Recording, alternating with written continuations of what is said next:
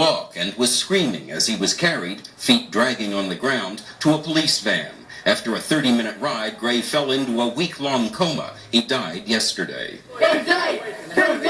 Angry protesters want to know exactly how he died, but at a press conference today, there were only partial answers. Deputy Police Commissioner Jerry Rodriguez. He did suffer a very tragic injury to his spinal cord, which resulted in his death. What we don't know and what we need to get to is how that injury occurred. Rodriguez showed videos from police security cameras. He also said Gray was placed in leg irons during the trip to the hospital and that the van made several stops, one to pick up another prisoner, even though Gray was pleading for medical help. The handwritten report by the arresting officer says Gray was arrested without force or incident. But Rodriguez was asked about news reports that an officer subdued Gray with a knee on his neck. None of the officers described any use of force. I know that when Mr. Gray was placed inside that van, he was able to talk, he was upset, and when Mr. Gray was taken out of that van, he could not talk and he could not breathe.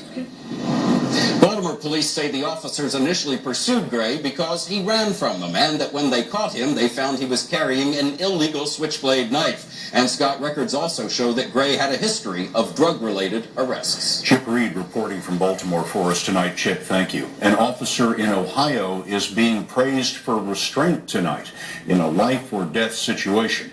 Last Thursday in New Richmond, Officer Jesse Kidder held his fire as a suspect charged at him. Have a look at what his body camera showed. No, man, I'm not gonna do it. Shoot me! Shoot me! Shoot me! Kidder backpedaled until backup could arrive. The suspect, wanted in connection with 2 murders, was apprehended. No one hurt.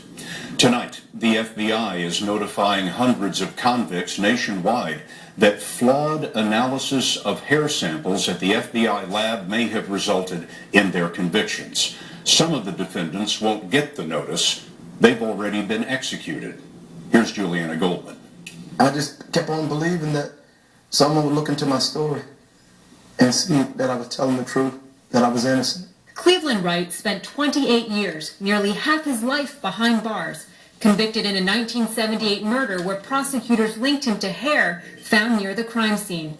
At the time, examiners only relied on microscopic hair analysis, which compares features like shape and color. But in 2012, more accurate DNA testing on those strands revealed that the FBI lab was wrong. Thank God for the investigators that they're looking into other cases.